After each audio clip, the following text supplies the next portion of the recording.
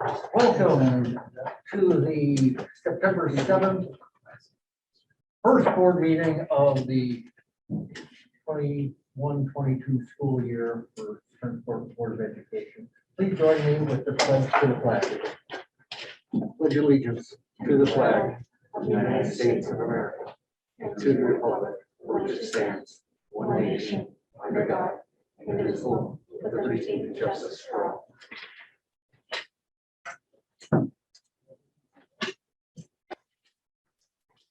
So, can I have a motion to approve the agenda? Motion, approve the agenda. Mr. Kincaid. Second. Second, Lori. All in favor? 4-0.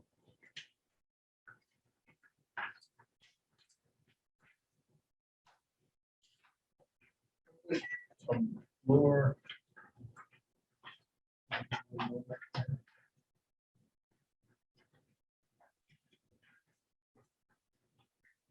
So, board meetings are held in the public and the sole opportunity to conduct business of the district. Meetings are not an opportunity for community dialogue or public forum. Privilege of the floor section of this meeting is time for the Board of Education to listen. Spencerport Board of Education invites public comments.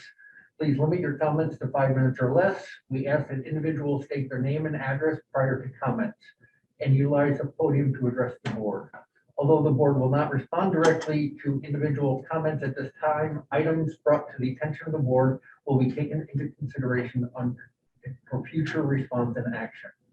In order to comply with the laws related to confidentiality, we ask that issues related to specific school district personnel or students be brought to the attention of the superintendent of schools privately. The board reserves the right to terminate speakers' comments if his or her comments are in excess of 5 minutes or repetitive or are not appropriate for discussion in open forum. So with that, we have one community member, Mr. Alpano.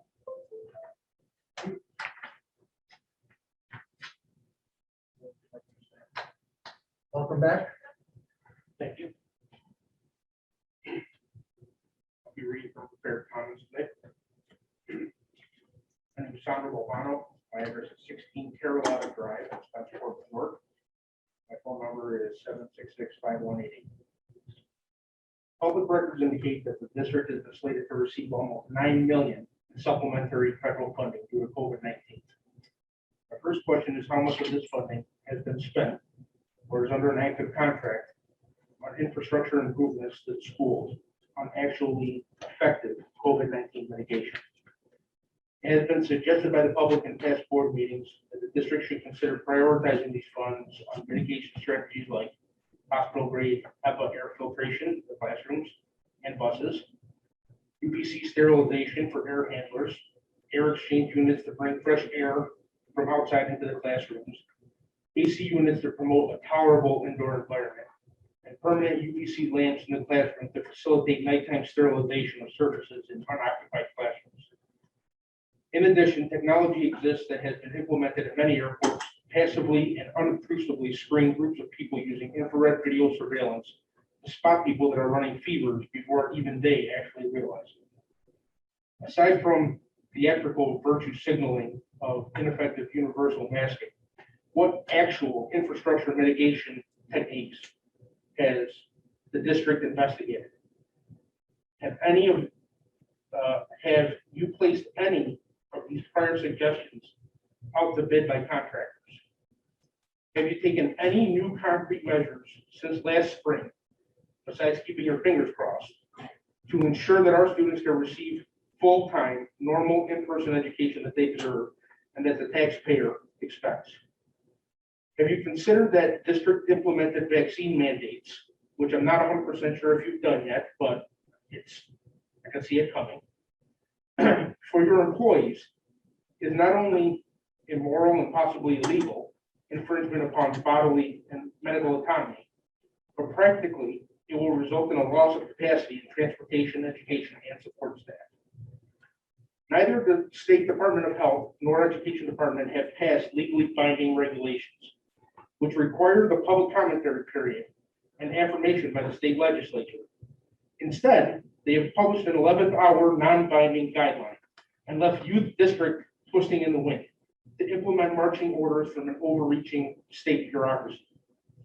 The vaccine requirement, which the district can enforce only by amending or violating their collective bargaining agreements with a publicly unwilling union, will likely result in contested terminations and resignations, and may reduce your capacity to the point that soon the district can no longer fulfill its 5-day educational mission. District staff and the Board of Education since last spring have been making reassurances that, well, we hope that the fall will be better. But despite being in the 18th month of this pandemic, you appear to be relying on the same ineffective soft measures which are forced upon children the least susceptible to COVID-19, and who also have the fewest rights and ability to stand up for themselves. Contrast this to a community where masking is optional, where nearly every gubernatorial mandate has been struck down in court or revoked by the legislature, and where our new governor's quote-unquote mandates have been rebuked by her own party, and she's been forced to walk them back into guidance-only positions.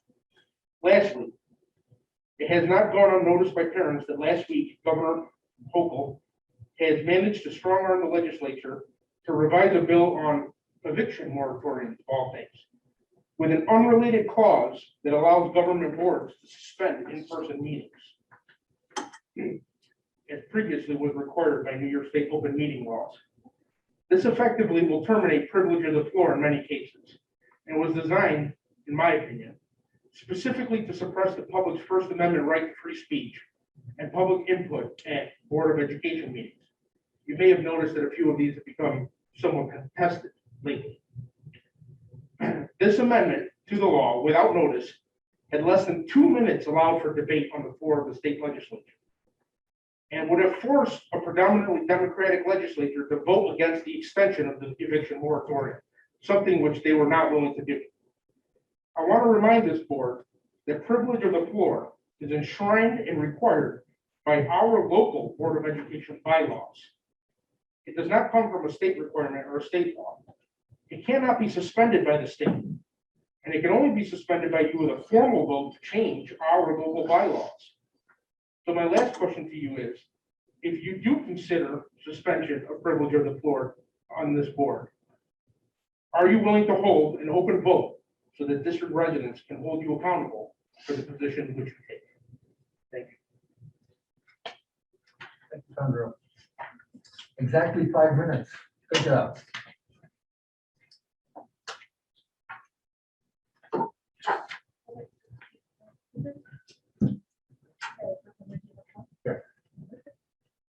I'd like to make a motion to accept the consent agenda, including certified and classified addendum. Seconded, Leah. So, short discussion here. We're looking for clarification. Lori, you want to ask your question about 2 letter I? On the certified addendum, maybe 2I, I just wanted to know a little bit more about each different in terms of hours or part-time, full-time. Yeah, it's a part-time position that's been added this year. So this position will be supporting our new hires across the district, K-5. And that's instructional coaching. Is there a weekly hours requirement or We're going to be doing 5 hours per week. 5 hours per week? And that's an annual salary, That's the total that's been allotted.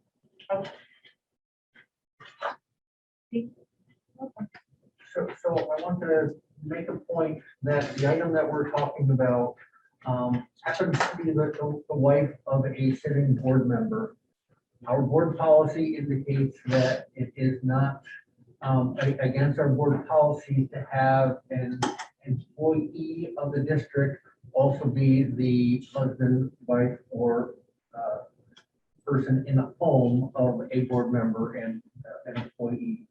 So with that, we believe that there is no conflict of interest with this board member voting on this consent agenda. So with that, I have a vote for approval. 4 yes and 0 no. Thank you, everyone.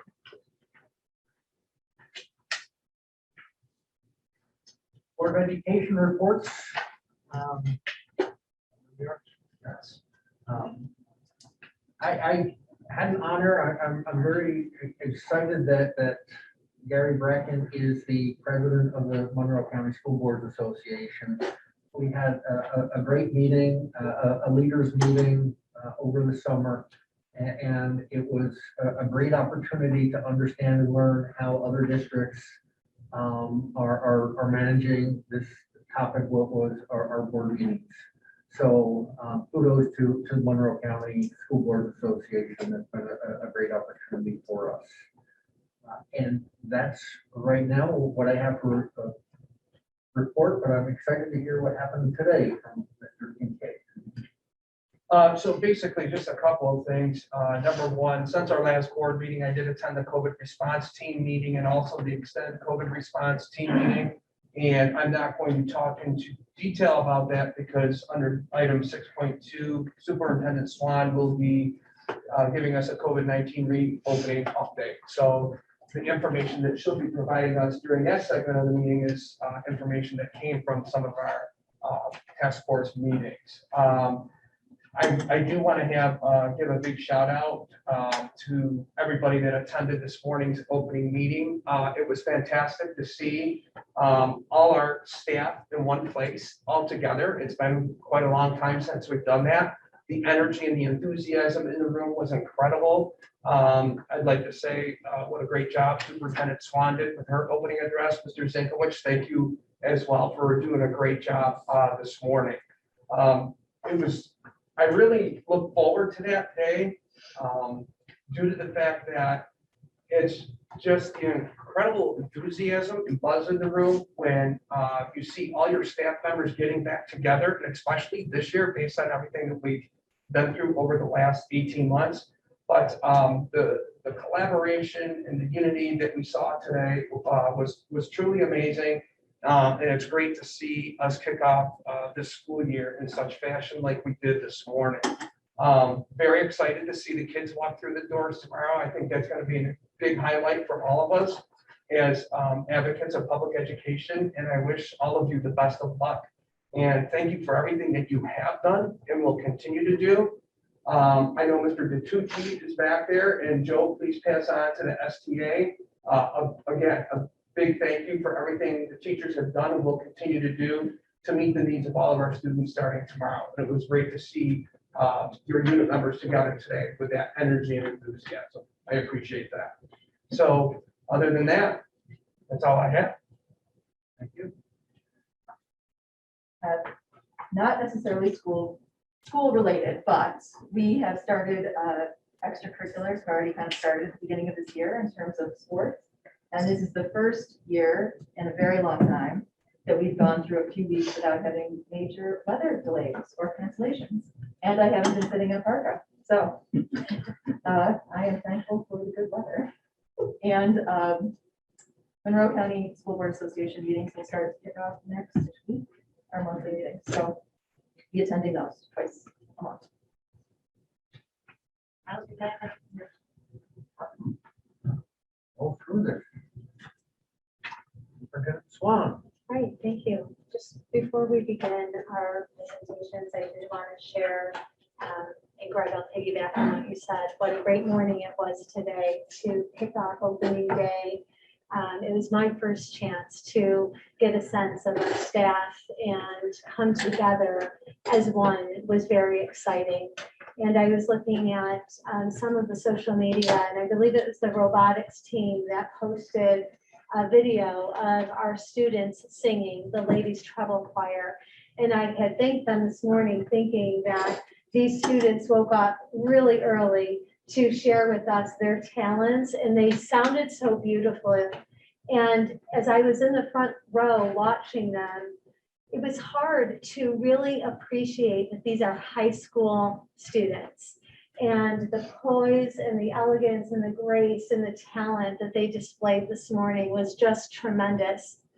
And then in the back of the house, there were two students from the stage crew who had met me earlier the prior week and were walking me through the sound system and the lighting system. And I thought, what an incredible amount of knowledge our students have. And again, woke up at 6:30 to give up their time to me.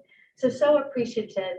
And it reminded me just how excited I am to now get a chance to meet our students in the school district. So it was a great day, and I appreciate the board members who were there. Tomorrow is going to be an exciting day, probably like the students. I don't know if I'll sleep too much, but we'll start bright and early and we'll welcome them all here.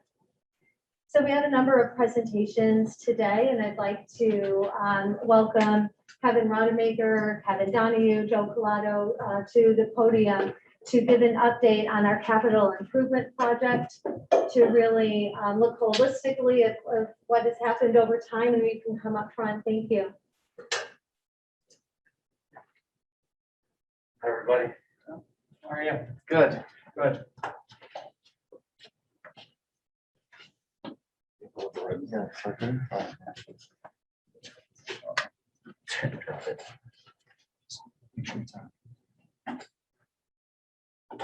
think it's on. There you go.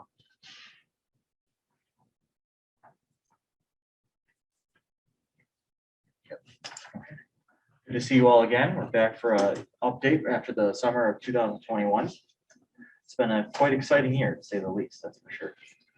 So a quick reminder on the budget. We started off with a $12,385,000 referendum. Of that, $9.5 million and change went to construction contracts, 1.7 went to incidentals, 461,528 has been put towards the contingency funds, and we have $625,000 earmarked for an additional scope of work, which I will touch on later. So some areas that we completed this past summer: along Burnaby Road, the gravel parking lot is now a paved parking lot, striped and ready for use on the baseball fields. And the old Burnaby tennis court was resurfaced and now includes pickleball lines. The Cosgrove Middle School, the bus loop, the pavement and the sidewalks to the building were replaced in kind. And inside, several doors were replaced that were failing. At Canal View, between Canal View and Burnaby, a parking lot was installed in the student drop-off section. The interior corridor was painted to match, and there was through-wall flashing added to the roof to address some leaking issues. At the high school, we installed a grease interceptor to feed the East Cafe. The photo on the left is the dishwasher and the flooring that was replaced to service that line. And then the library and the main office, we replaced some flooring, some millwork, and the photo on the right is the new main circulation desk for the library. This is still the high school, but on the left is the grease interceptor pad. Not a lot to look at, but That's exciting. and on the right is from the second floor of the library. You can see the new layout and carpet pattern that was installed. At Munn, back in the spring, you may recall, we replaced the water main that busted last summer, and we replaced the bus loop and the adjacent parking lot. If you recall, the top right of that photo, the addition we installed last summer. So there's plenty of parking at Munn now. So on that one, was the paving failing at that site? Is that why the bus loop got replaced? Yes, and sidewalks, and then this is an extension back here. Yes, there is some heavy duty rutting from the buses over the space. Any area that buses are going through is heavy duty pavement. And then on that same theme, the transportation facility was expanded, as well as a heavy duty asphalt installed throughout. And as you can see, there's plenty of more spaces for buses. And finally at Taylor, on the west side classrooms, the sinks, millwork, unit ventilators and metal shelving was replaced, and in a few rooms the flooring was replaced, as well as the main cafeteria. There are two air handlers that were installed that now feeds air conditioning to the space. Is all the work at Taylor fully completed at this point? They're putting the ceiling back right now. But other than that, yes. Nothing like the last hour. Yeah, I was down there probably about 2.5, 3 weeks ago, and I was pretty pleased with the progress that. They had a lot of work and they, like Kevin just said, it came down to the wire, but all the units are up and running. So the new air conditioning units and the cafeteria, were we able to improve upon the filtration on that? Or was it already at a level that was appropriate for? I'd have to give you an answer. I'd have to get back to you on exactly what the filtration levels are. Yeah, I would assume it's better than the old units. it's They generally- also have cooling capacity now that you didn't previously have. So those large group spaces will be air conditioned. Kevin, can you let us know what Absolutely. we have now for filtration? Yeah. So that was all the work we've completed to date. And in the first slide, I talked about the additional work, and the additional work we have planned right now is classroom renovations in Cosgrove. And that would entail, our main goal is to replace the unit ventilators that were not replaced in the last project, so about 14 rooms. And if the budget allows, to replace some ancillary architectural items as well. And that, our intention right now is to bid out this fall for construction next summer. Any questions? The Conex boxes that were in front of MUN for a long time, are they still there? And if so, what's in those? I believe there's one that is not, I believe that's the facilities departments. Okay. They were staging furniture, I think. Sure. Okay. We had a couple of them. Those ones are gone. Exciting to see things coming to a close. It's great. We're, the slides don't show it, but the project, I mean, we're proud to say it was delivered just as planned. We are finishing the Taylor ceiling, but that's in our world pretty minuscule to get your buildings open. So plus go ahead. Can you go back to the bus parking lot? This one? So there was a change order to increase the size of it. Where was that? And So it was along this strip and this strip of the 5 feet, if that's the one you're referring to for the so most that's strip. and where the- now it's got walking, crosswalks yeah. for people walking Correct. to and from. Okay. And not to beat a dead horse, but the change order from the last meeting was right about here for the pavement replacement. Okay, replacement, right. So are there, I'm sorry to go up and take a look at it. Do our buses still need to be plugged in? And is there electricity run through that, or we no longer have the diesel to? The block heaters are not part of it. What are you halfway through the transition to gas? I'm guessing the district has been swapping out diesel for gas fuel. That's why we put the gas island in last summer. But there's not block heaters for future diesel. There are outlets at each light pole Right. if needed on a case-by-case basis, but there's not a dedicated block heater for each bus. But the long range, we believe district plan is to go to full gas. And then electric someday probably. And that's a whole other job. It's right. That's a long ways out. Just real quick, the project that Joe talked about, because the project did come in, close to 10% under budget overall. That's in SED. Labella submitted the plans and specs to SED back in July.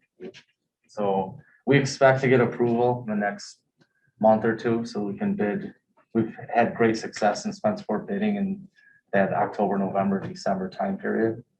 And the delivery of it will be next summer. You know how hard it is for you guys to get in to do work from the time kids leave to the time that school opens. And it's really crushed. So we appreciate it.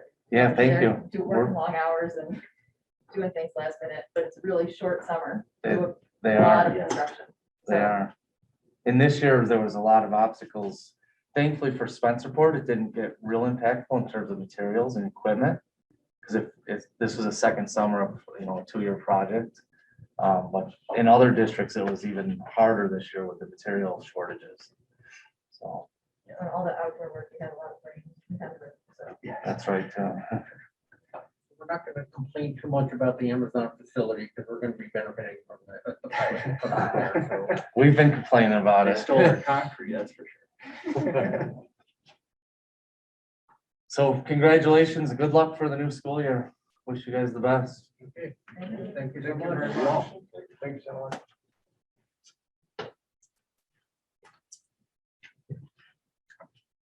So at this point, I'd like to welcome Tim O'Connor and Danielle Adams up.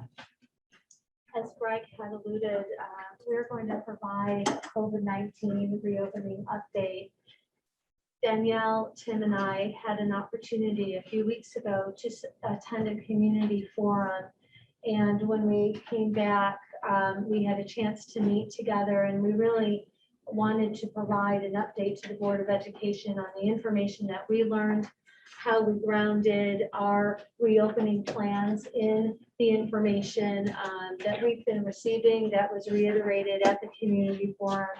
And then I will share a little bit of information from the governor's last message of Friday afternoon and where we stand with our planning of that message.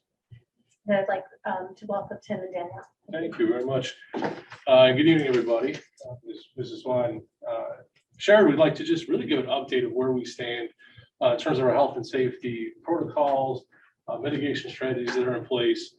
We obviously share in the enthusiasm of the group to welcome students back to school tomorrow, 5 days a week. And we're able to do that in large part because of the mitigation strategies that we have in place.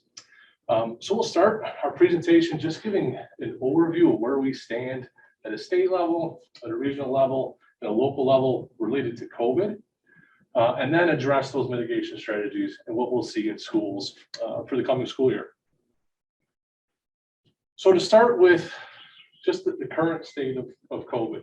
Here, we'll take a look at this state, and we'll see at this point, the state and every county in the state is in that high transmission area.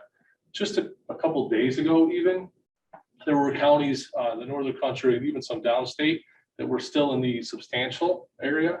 But as of today, this data again was just pulled this afternoon. The entire state, unfortunately, at this point is in that high transmission level. And remember, that is that level that's determined by the CDC. That is the cases over 100 per 100K over the last 7 days. So if we were to look at it at a regional level, specifically the Finger Lakes region, here's a snapshot from today with our positivity rate. So in Monroe County, yesterday there was over 2,000 tests, 111 were positive, which resulted in a 5.4 positivity rate. Again, that's just a one-day snapshot. So we do like to look at this 7-day average, and we're right at 4% there. Obviously, Monroe County being one of the largest, well, the largest county in the Finger Lakes, we obviously see many more tests being administered in Monroe County. And then this dashboard at this point is hopefully familiar to everyone. This is the Monroe County dashboard. And they've made a few updates to this dashboard since we had the opportunity to address the board. And I just wanted to highlight a few things. First, in the upper left-hand corner, that 164, that is our county case rate per 100K over 7 days. So that's the number that's over 100 that's putting us in the red transmission zone. Yesterday, we reported 72 positive cases. And then this field here is new for us as well. The county is starting to report the percentage of children ages 12 to 18 who have completed their vaccination series. So sometimes we get asked that question, what is that number? At a county level, as of yesterday, it's 47.4% of our children 12 to 18 who have completed their vaccination series. The chart in the lower left, the line graph there, that's also a new data point that we've been providing. And that is cases, positive cases among school-aged children per week. And so last week, for ages 5 to 11, it's just above 50. And for ages 12 to 18, it is right around 75, low 80s. All right, so if you're on the dashboard, those are just some new numbers that are helpful for us as well. So I'm going to turn it over to Danielle now, just to talk a little bit more about variance and why is this information important for us. Hello, everyone. So the variance we've all probably heard about in the media and all of that. So I just kind of want to briefly touch upon what these mean. The viruses constantly mutate and change in order to continue their life. So the CDC has identified variants of no interest, variants of interest, variants of concern, and variants of high consequence.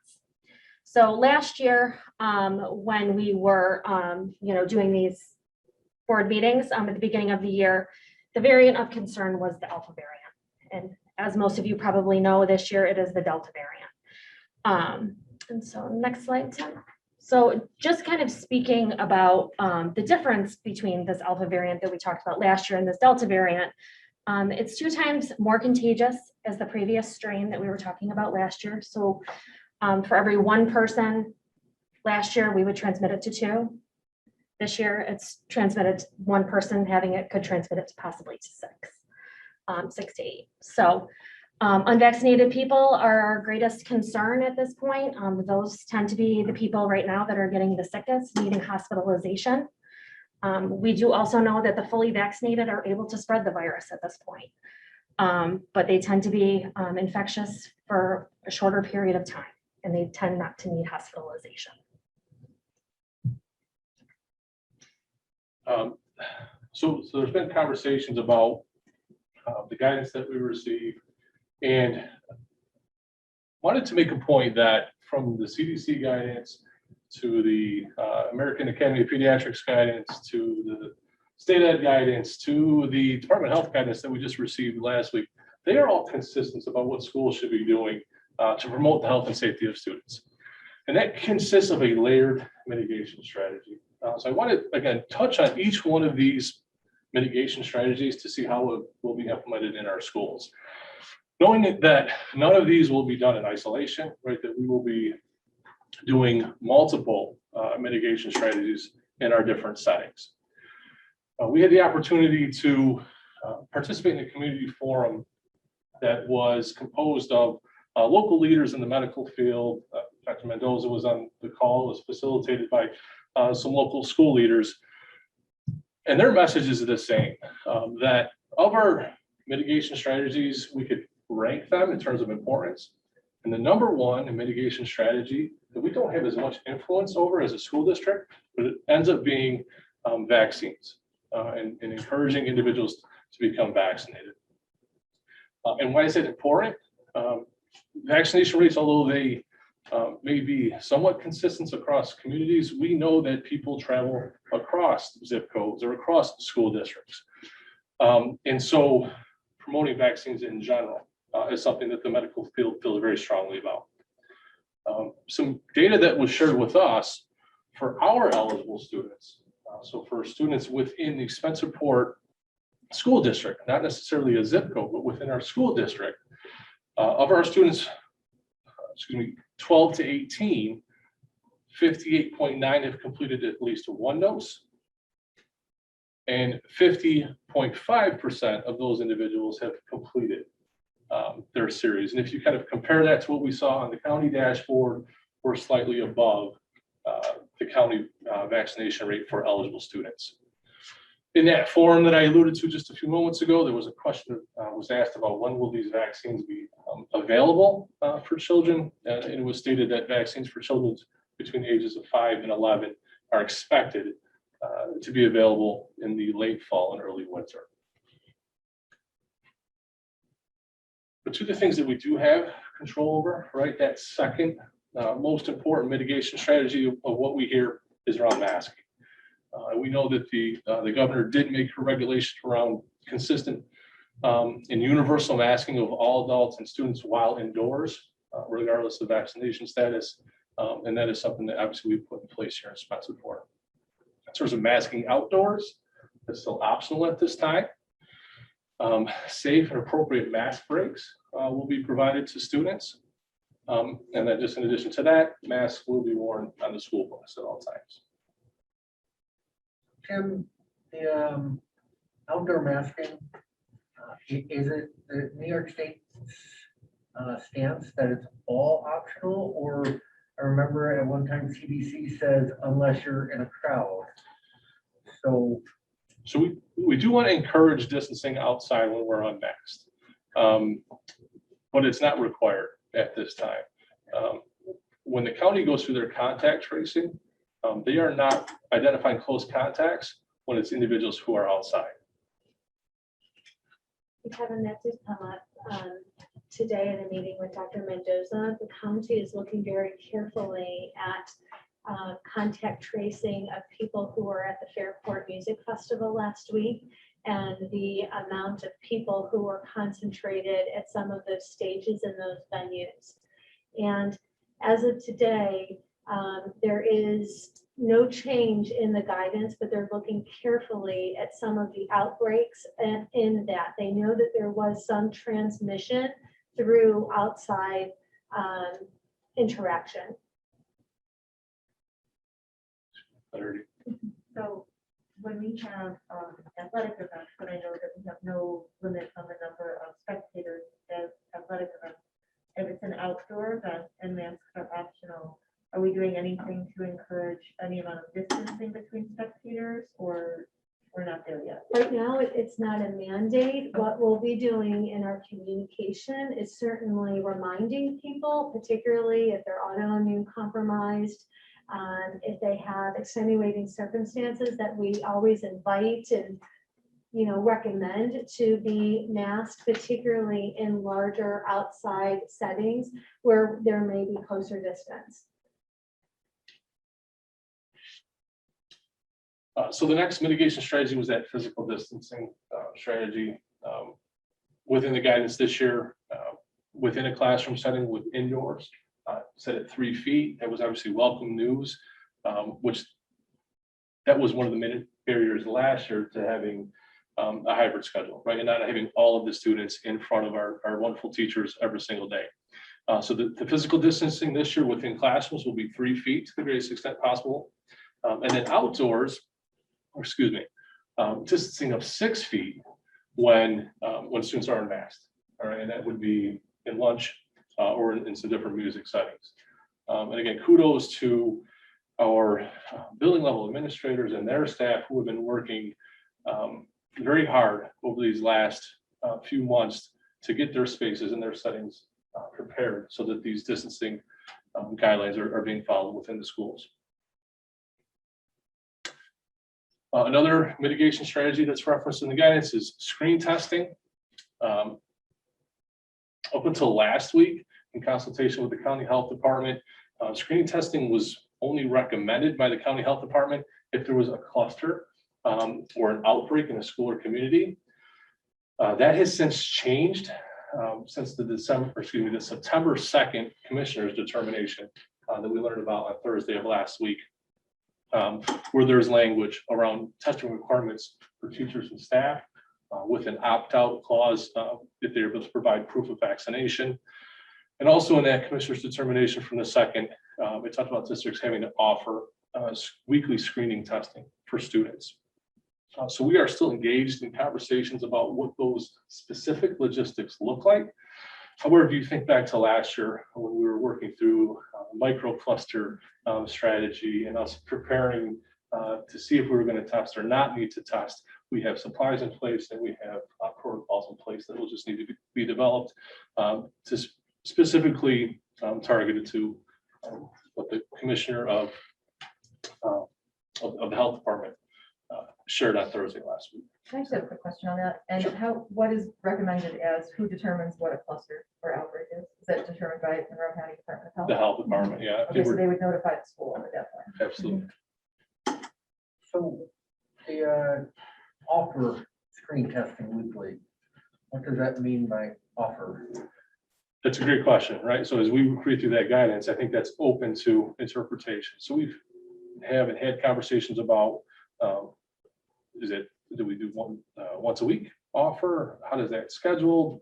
But that's how the language is written. It's But offer means it's an option to say, hey, I want to be tested, or It is, Kevin, yes, it's an option. So what we learned today is that most likely, and we're meeting tomorrow as a planning team to really go through the regulations and the information.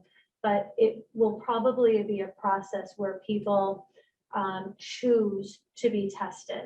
And so we will need to strategize, how will we get that information?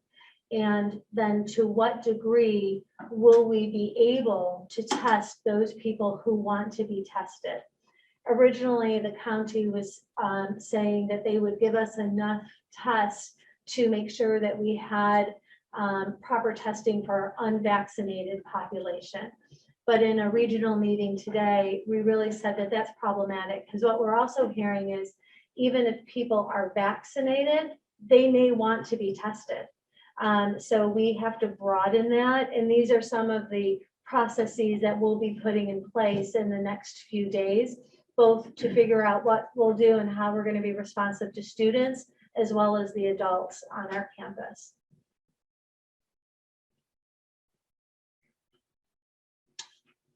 In terms of ventilation, again, ventilation is addressed in each one of the guidance documents that have been reviewed, and their suggestions are when we have beautiful days like it was today, to keep windows and doors open when possible on the school bus, to open and crack windows. Our HVAC filters have been reviewed and upgraded to those MERV 13 filters where available. The district has worked with architects to confirm that our HVAC systems are up to code and they are providing the appropriate number of air exchanges per state ed regulations. But that work continues. So we will continue to work with our architects for those potential upgrades to systems to support appropriate ventilation.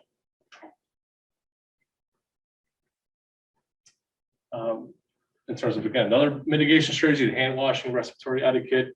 This is the one that continues to be reinforced with students. I think if you were to ask students, they probably feel like they know how to do this by now because it's been reinforced so much, but we will continue to emphasize the importance of hand washing, teaching appropriate hand washing, providing opportunities during the day, since we're entering classrooms or we're going to the cafeteria.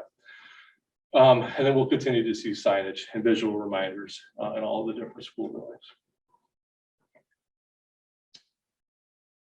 And then around contact tracing, isolation, and quarantine. And here's some new information for us that was provided by the county health department.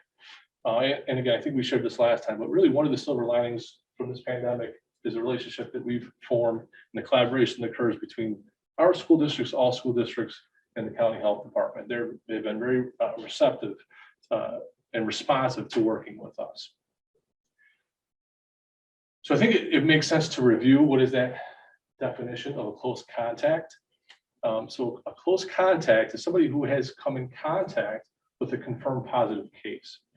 And that contact is defined as within 6 feet with at least one of those individuals being unmasked for 15 consecutive minutes. And I just want to chime in a little bit. This definition differs a little bit from the CDC definition, but this is how Monroe County identifies close contacts. So, yep. And obviously they're the agency that is performing the contact tracing, placing individuals in quarantine or in isolation. Mm-hmm. There was a few documents that they shared with us that were helpful for us, and those were the return to work or school flow charts.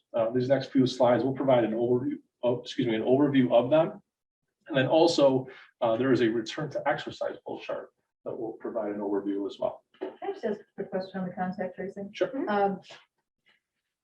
I know that it's different because CDC is not consecutive. correct. You know, it's cumulative, which makes a enormous difference if you're thinking about a protection standpoint from the school building. If you're thinking about, 15 minutes over the course of a whole day. Mhm. If my daughter's walking next to her friend in the hallway between classes every single period of high school, you're gonna hit 15 minutes, Mhm.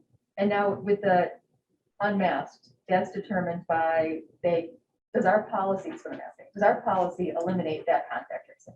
So kid test positive, they say, do a masking policy at school, and they say, yes, there's masking policy at Spencerport schools, they're removed from the contact tracing. Or do they follow, because So as what, we all know, there's not always, masking is not always consistent, you know? We have kids that below their chin, that's not helping us out. Yeah, so first and foremost, I think we need to continue to do a good job around masking protocols for our students and continue to remind them. But that's a good question specifically to what does that conversation look like between us and the health department when a close contact has been identified? So if you want to take that.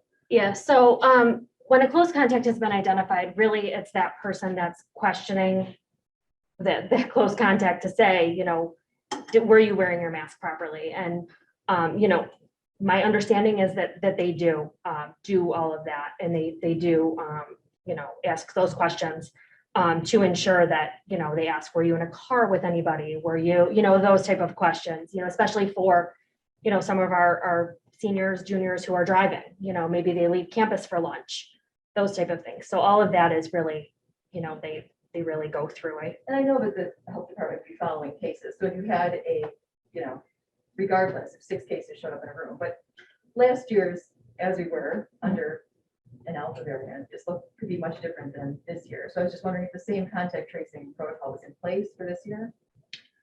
The same definition? It is, right? And when we ask them questions around like what, you know, how many positive cases before, you know, we'd have to screen test, they're able to say, you know, we are looking for these patterns. And if we see these patterns, we will reach back out to you to help identify any other contacts or to put some measures in place. So see, you know, additional safety measures. Yeah, and I mean, just speaking from last year, we haven't started yet this year, but, you know, we noticed patterns in athletics and things like, and, you know, so we reached out to the health department and they did more investigating and those type of things. So it's that coordination that we really work well together to say, like, do you think this could be something, or is it just coincidence?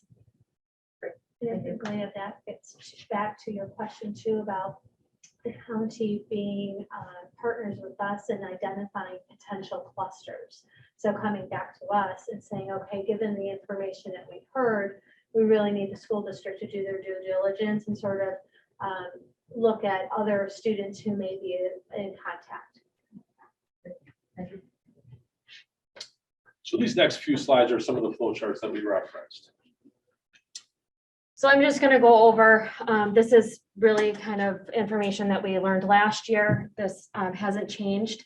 An individual with no known exposure, but that is symptomatic. So we recommend that everyone who is symptomatic sees their healthcare provider to either receive an alternative diagnosis, a COVID test, or if they do not want to receive a COVID test and they are unable to give them an alternative diagnosis, then they would be a presumed positive, so they would need to isolate for 10 days. If it's negative and they're feeling better, fever-free from their symptoms without fever-reducing medication, they can provide the district with a copy of their negative test and they can return to work or school. Positive, they'll be followed by the health department, and the health department will take that over and do that contact tracing and all of that. And then next. So with that, when we go back a few slides where we talked about offering, we're not offering to symptomatic people, are we? Or are we just offering it to asymptomatic? So screening testing is for asymptomatic people. Diagnostic testing, which is what this is for symptomatic. Yep. So now, because we have the vaccines, they created a chart for vaccinated close contacts of somebody who is positive. And really the big takeaway here is that the vaccinated person, fully vaccinated person can stay in work or school as long as they remain symptom-free. They need to continue to wear masks indoors, in and out of school for 14 days, it's recommended. Should they experience any symptoms, then they kind of move over to this column, and then we would recommend that they would be tested. Next slide. And then an unvaccinated close contact. So this kind of goes back to how we were dealing with everyone last year. You know, they would be quarantining for 10 days.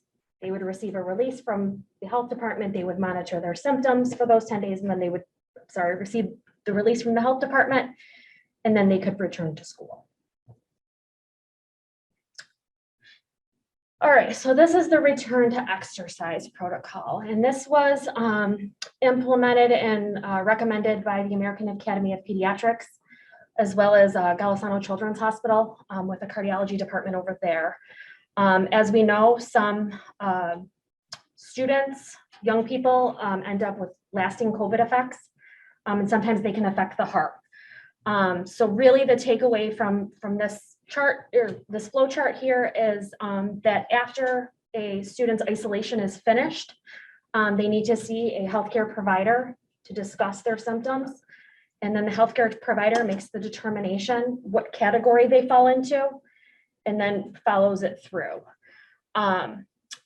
If they were in the mild to no symptom category, and they just participate in school activities and PE, the doctor can write immediate full return to full activities, and they can begin to participate in PE again. With our greater than or equal to 12-year-olds engaged in any athletics, they participate in a gradual return to sports, and that's facilitated by our athletic department and our athletic trainer. And they go through a day-by-day thing where it increases their stamina to make sure that they don't experience any symptoms.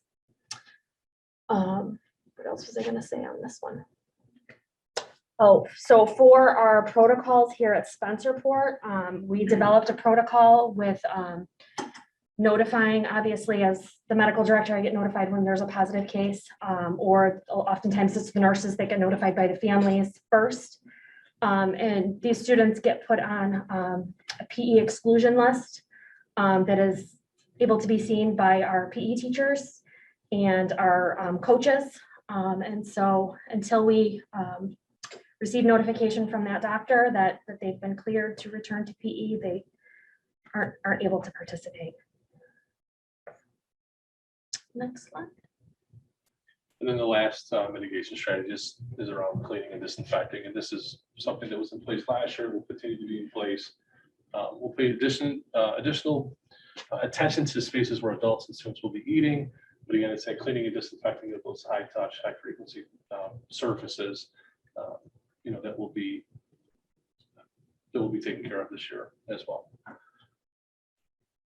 So again, that is the layered mitigation strategy approach with almost a hierarchy there. I know there were some questions that were asked throughout the presentation. Again, wanted to take the opportunity to answer any other questions you may have on this topic. Home tests, how are they playing into it? Are they? TC, oh, sorry. So this has, from what my understanding is, this has become a little bit problematic for the health department. There is now a form online for people to fill out if they do take a home test and it is positive. We are relying really on people to do the right thing. However, they would typically recommend follow-up with the PCR test or the deep nasal test just to confirm. But oftentimes they're just saying, we're saying it's a positive test and we're going with that. So. And something that's come up a few times, I'm just gonna clarify, if somebody is presumed positive, is that being counted as COVID numbers? If they say that if they have symptoms, Yeah. they don't have a doctor know, or they won't get tested, is that being reported to the county as a positive? Do you know? No, is it not through us, Right. just their isolation period. Yeah, no, that you make a valid point that it probably is not counted in those numbers. That's okay. That's a lot of times I think there's a conversation that some of the numbers might be inflated due to that reason, but they aren't currently counted. Not to my knowledge, no. And to that point, the cases we worked with, we have not seen those names come across as positive cases in the county. Questions? We won't be doing the health screenings daily this year. Are there going to be any communication going out to parents or families with sort of reminders of symptoms, or is there a plan for that throughout the year? will be consistent reminders being set. We're going to be utilizing our school messenger system. And again, we'll hit that in many different communication forms, but there will be routine reminders going out to parents, yes. And Danielle, I know last year we saw a weekly update from you on COVID numbers. Is that something that we plan to continue with? Yep, so that's gonna continue and it's gonna be every Friday now that we're gonna update those numbers with, you know, the amount of students and staff at each building that were identified that week. Instead of a email, though, it'll be just updated to the website, so you probably would have received, for instance, Mr. McCabe sent out a notification today with that link to the website. So that will just, you can find it right there. And my assumption is if we saw an increase in cases, that could potentially change. We would notify parents sooner. Yeah, all of this has to remain rather Flexible, of adaptable. course. And, you know, we were excited and we're also, you know, wondering what the next few months will bring, to be quite honest with you. And so I would just like to say publicly that working with Tim and Danielle has just been an absolute pleasure. They are problem solvers. They dig into that late Friday information that's coming either from state ed or the governor. And often Tim will pop his head in and say, you want to get a meeting on the calendar? And I'll say, absolutely. We'll have to sit down and dig through this together. So I wanted to say thank you publicly to both of them. They have just been wonderful to work with. And we want to say thank you also, because it makes a big difference knowing that we're getting the facts and the data from you guys. So, thank you. Thank you. Yeah, thank you. Thank you.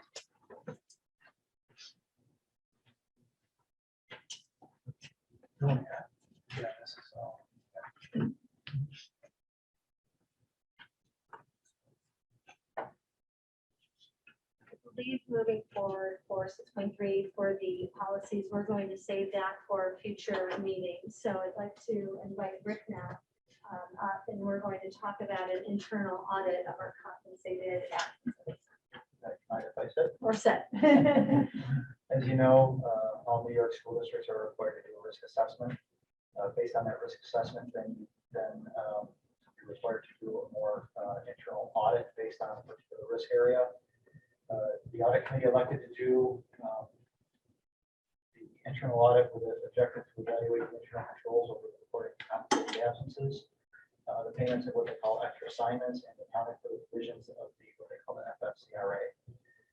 As you can see, very few findings. This was an audit that's never been done in the district before, based on all of the time off requests and leave requests. The audit committee thought this would be a worthwhile audit. I think it was. Kudos to Jamie and her staff who's implemented a lot of these electronic processes. And based on this audit, I think we're in good shape and that they're working for the most part. With that, we're asking you to approve the audit along with our corrective action plan.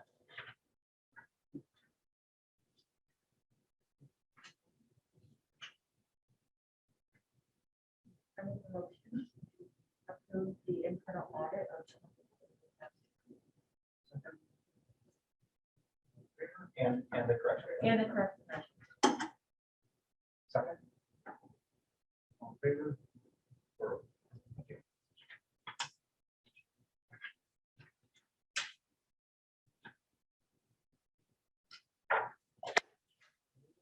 Evaluation.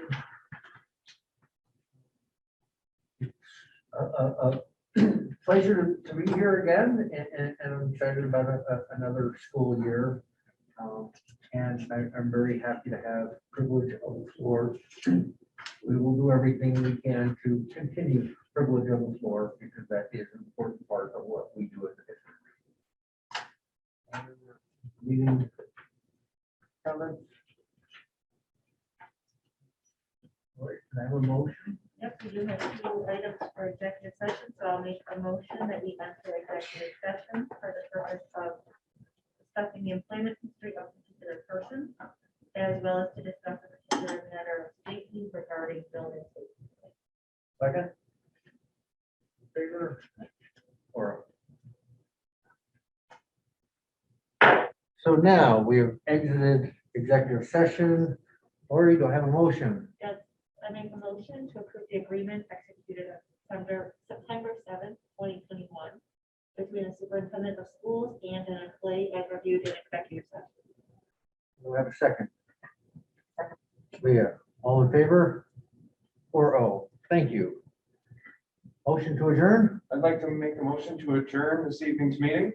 second. Second? Leah, all in favor? 4-0. Meeting is adjourned as of 9:03 PM. Thank you.